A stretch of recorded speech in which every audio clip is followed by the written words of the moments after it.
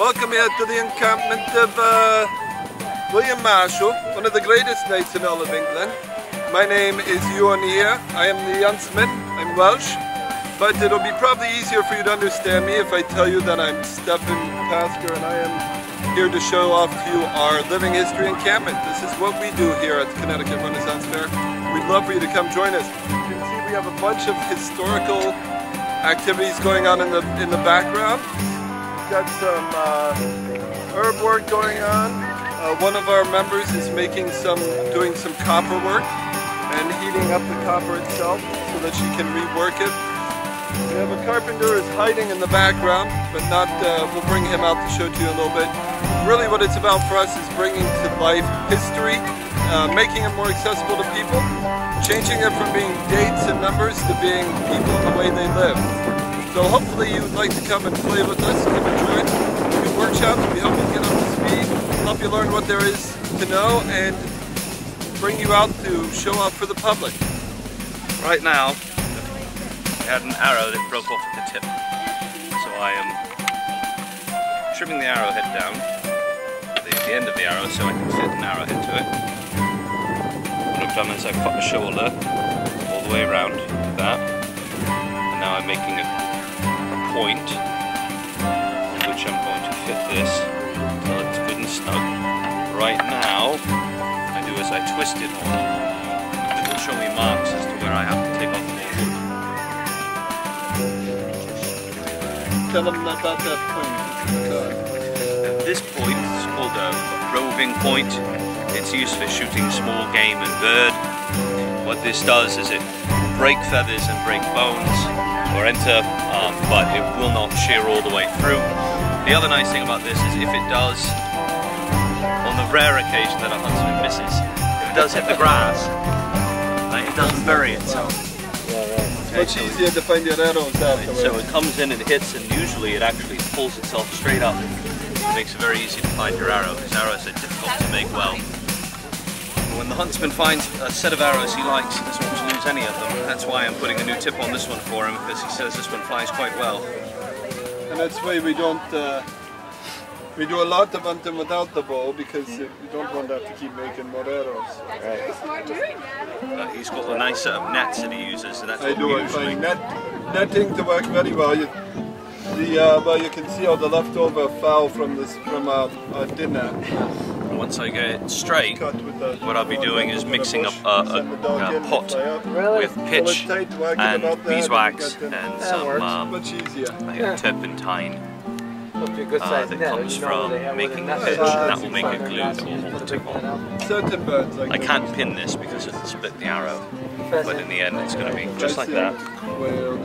You can see the arrow on this end. It's actually been reinforced. Those are the ones you want anyway. Some horn. That horn prevents the powerful bow that the huntsman shoots from splitting the wood. But they get in less trouble with that. Good den. I am Sir Edric Fitzwalter, a knight coroner in service to Sir William the Marshal, who is one of the knights, one of the rather high-ranking knights in service to His Majesty King Richard the Lionheart of England. Come, enter into my tent. This is how we live when we are travelling. We like to think that here we have all, or rather most, of the comforts of home. My lovely daughter Alice is attempting to sleep. Try and speak in a rather low voice, but we have our very, very comfortable bed over there, which breaks down neatly into 8 pieces of lumber. You'll notice that the mattress is suspended upon a network of ropes, so we can always make certain that we sleep tight. We have paintings, tapestries around the tent to remind us of home. A bit more comfortable. We have our material goods thereupon on the table. My wife's harp, my sword, we have our lantern for lighting the evening. We have our food, our jug of water, game at the end there, 9-man's smorgasbord. Carpets on the floor. It's a rather comfortable way to travel. Of course, I say this having a good many servants who will help you put the tent up, take it down, and then carry it around. We do have horse-drawn carts to carry most of the heavy stuff. having servants to assist in the assembly and disassembly of all this is quite an advantage. This is my wife Heloise here. She is praying, reciting her Ave Marias.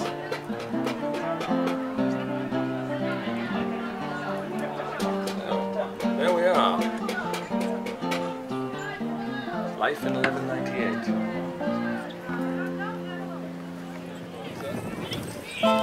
I am making a wondrous rice pudding. We're getting rice in from the ships that are going far across the ocean. They're bringing in all sorts of wondrous things. I have filled this rice pudding with the dried apricots, and I've got some cherries in here, and it's a meal that will be fit for a noble lady.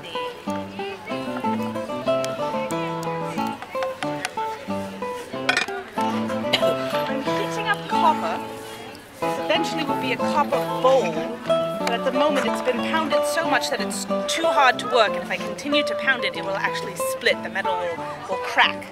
So you have to heat it up in between raisings, and what that does is it causes it to soften again, so that when I hit it, it doesn't crack and splinter and shatter and all those things you don't want a bowl to do. At the moment, it holds its shape very well. Good metal. I've got herbs here that have been infused in oil. These herbs the oil has absorbed all the good things out of the herbs. And I've got a wondrous green oil now. Once I've got all the oil out, I'm going to mix in beeswax and a little bit of lanolin, which is the oil that's coming from sheep. I'm going to make an ointment out of it. A good hair ointment for growing smooth, glossy hair. Oh yes! I'm gonna dunk this now. Sizzle and be hot.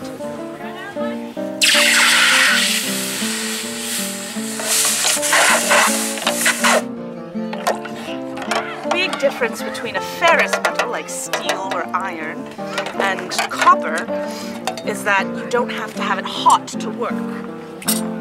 Just the fact of heating it up makes it soft again so I can work it.